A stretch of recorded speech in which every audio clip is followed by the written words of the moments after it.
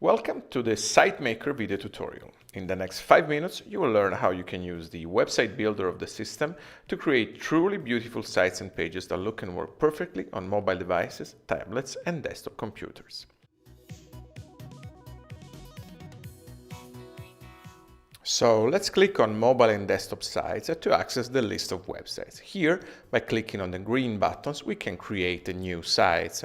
And in this pop-up, we choose if we want to use ready-made templates, and we do want to use them, or start from scratch. Let's click on OK to choose some ready-made templates. And here we have the list of styles of ready-made sites and templates we can choose from. Let's click on one, and this is the list of ready-made sites that we can use as templates to create our website. For example, let's choose this one.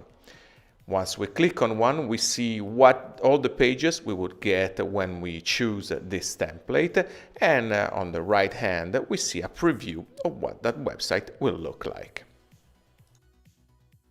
So let's click on the green button and confirm, and then let's give our website a title. Okay, let's click on the OK button, and that's it. Our website has been created with the contents taken from this ready-made site and template we have chosen.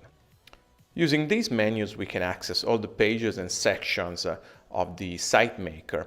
For example, we can start customizing the site options like the site name, the custom URL and custom domain we want to use, and get the default domain for this website, or the SSL options and files. Then we can change the site header and customize the way it looks, which is that section right there. For example, like changing the header image or adding a favicon, which is shown in like tabs in browsers, manually manage the header menu and add additional buttons and links, or even add some scripts, some custom scripts in the head section. We can then customize, obviously, the site footer, changing the menu and the contents, and customize and enable e-commerce on our website. We will delve a lot deeper into this topic in a future tutorial, obviously. We can also manage login and users, enabling login and registrations, specifying if it's required, and customizing the way logins and users management work on our website. We can then also completely download all the contents of a website, manage the analytics sections, adding, for example, our analytics tracking ID or a Facebook pixel code, our own Facebook pixel code, and then customize the terms of service and the privacy policy contents and documents, which will be linked from in the footer section of the page. Another pretty important and interesting section is the style one, where first of all we can change the theme of our website. This will change only the way our website will look like. It will not affect the contents we have added. For example, here we are previewing a different theme, but then we go back to the original one. Then we can customize colors and fonts, colors of certain elements like the background, the header, the footer, and then we can even add some custom CSS in this field right here. Now let's go to the list of pages to see how we can actually manage the contents of our website. This is the list of all pages, and as you see, each page is draggable to rearrange its ordering or how it's linked to the other pages. To change the contents of every single page, you just click on it, and then you see the list of widgets, elements and contents pieces which are within each page.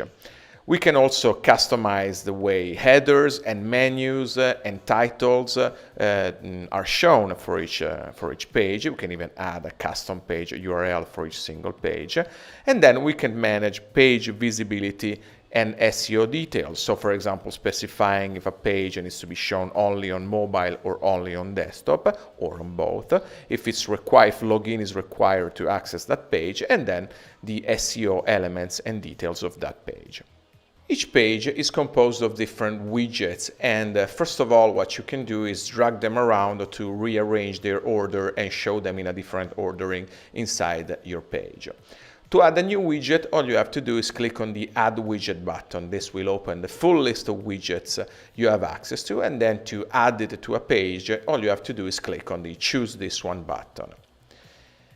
While you will find tutorials about each single widget in our help section, as an example, we will change this widget right here. And what we will do is we will change the main title. So we will add some content in this form, in this field right there. Then we save and update these contents, and our preview updates itself with the new content we have added. We can also see how our website looks like on desktop by clicking on the View on Desktop button, and I think it looks pretty good. Thank you for watching, and get ready for the next lesson. Thank you.